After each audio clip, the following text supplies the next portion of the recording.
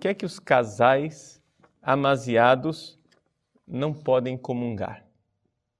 Né? Sim, esse é o resumo da pergunta dele. Bom, veja o seguinte, aqui então a pergunta é sobre a necessidade do casamento. Por que é que eu preciso me casar? Os animais não se casam, não é? Ou seja, os animais simplesmente sentem a atração sexual e copulam e pronto, está feita a reprodução. Por que é que nós precisamos da instituição do casamento? Isso não é uma invenção humana. E se é uma invenção humana, por que é que a igreja fica exigindo isso quando nós poderíamos reinventar as coisas, poderíamos adaptar aos tempos modernos? Hoje em dia o casamento já não é uma coisa mais exigida, então a gente convive, né? Existe a família consensual. Bom, estou fazendo um pouco aqui o papel do advogado do diabo, estou argumentando do outro lado, não é? Por que é que nós precisamos nos casar? Por uma razão muito simples.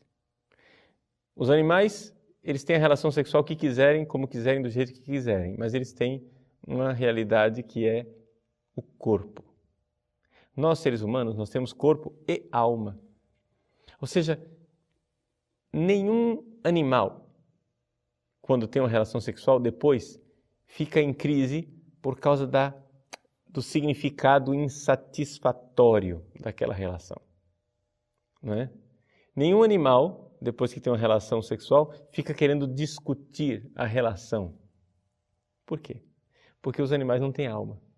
Os animais, eles não buscam sentido nas coisas, eles simplesmente fazem as coisas. Não é?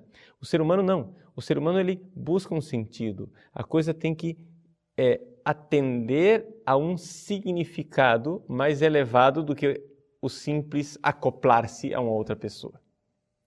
Não é uma realidade meramente física, somática. Ou seja, o sexo, quando vivido pelos seres humanos, nunca é uma realidade simplesmente física, animal, somática. Ela é sempre também algo de espiritual, da alma. Uma coisa que exige sentido e, portanto, que precisa ser sagrada. O sexo vivido de uma forma sadia precisa ter algo a ver com o sagrado. Até mesmo os psicólogos já conseguem constatar isso. Alguns psicólogos escrevem sobre isso, mesmo que não sejam católicos e não sejam cristãos. Eles começaram a notar que a sexualidade bem vivida, ela tem algo a ver com o sagrado. Pois bem, nós cristãos, e aqui começa a resposta propriamente cristã, nós cristãos cremos que Deus é amor e nos fez para este amor. E que, portanto, o nosso tempo aqui nessa terra, o nosso tempo vivido aqui no mundo, é um tempo em que nós precisamos viver o amor. E o que é o amor? O amor é um vínculo. O amor é uma realidade que me faz comunhão com o outro. Não existe possibilidade de você amar e ter pessoas descartáveis. Todo amor é aliança. Não é possível fazer amor sem aliança. Por isso, se nós viemos a esse mundo para amar, precisamos viver nesse mundo numa aliança de amor. O casamento é uma dessas alianças de amor. O celibato é uma outra aliança de amor. Mas ninguém nasceu para ser solteiro, solto. A palavra solteiro, ela indica um estado de vida que é temporário. Uma situação ainda insatisfatória.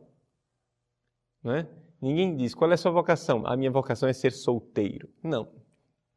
Ninguém tem a vocação de ser solteiro. Você tem a vocação de ser casado, você tem a vocação de ser celibatário. São dois compromissos, são duas alianças. Agora, você viver alianças temporárias, descartáveis, é transformar as pessoas em descartáveis. É não ter relacionamento com pessoas, mas simplesmente tratá-las como objetos. É esquecer a dignidade espiritual da outra pessoa. Então, por isso, uma pessoa que vive numa aliança sexual descartável, que não vive uma comunhão de amor, não pode comungar. Você não pode receber a comunhão se você não está querendo comunhão. Entende? Você não está querendo vínculo. Você não deseja vínculo de amor com responsabilidade. Responsabilidade quer dizer isso, eu respondo por algo.